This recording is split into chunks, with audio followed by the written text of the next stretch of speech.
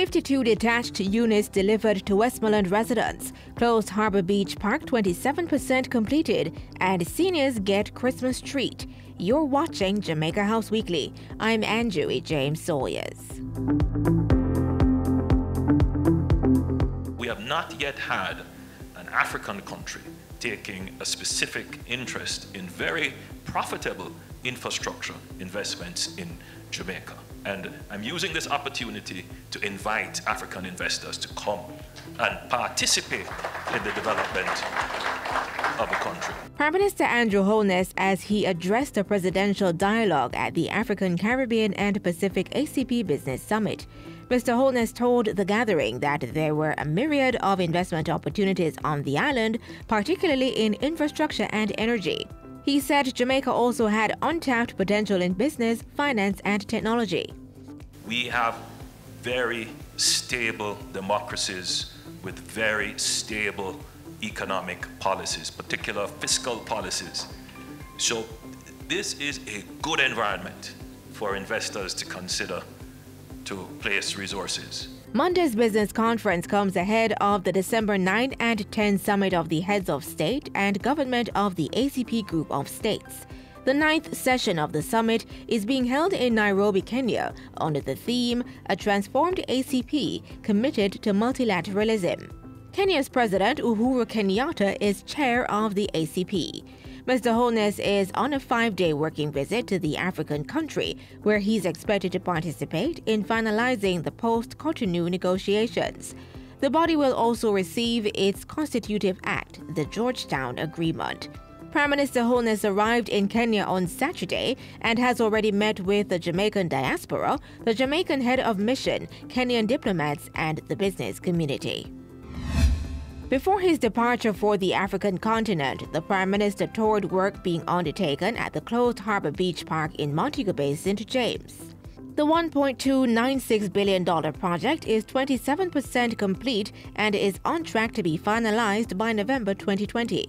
Work on the 16-acre property is being managed by the Urban Development Corporation through funding from the Tourism Enhancement Fund. During Wednesday's tour, the Prime Minister said the beach park was part of a greater project to increase public spaces in St. James.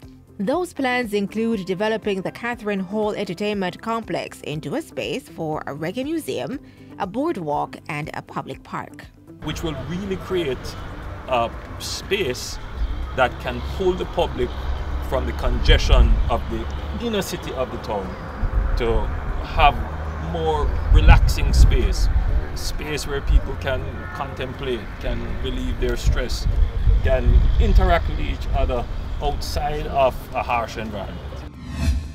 At the end of 2018-2019 financial year, the NHD accounted for more than 14,000 housing starts for the period 2016 to 2019, thereby increasing the inventory by 152%.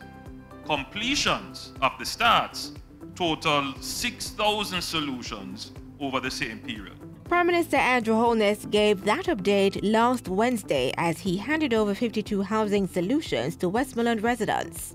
32 detached units were delivered at Darlaston, while 23 were completed at Shrewsbury. They are the first to be delivered under the NHT's Labor and Small Materials Program. Under this program, the agency provides project management, on-site supervision, and the major building materials to small local contractors who provide the labor and small materials for the project. The units are part of the NHT's 4-year housing program, which will deliver 6 housing developments with 1,493 solutions in Westmoreland. Back in Kingston Thursday, Mr. Holness hosted his annual Senior Citizens Retreat on the lawns of the Office of the Prime Minister.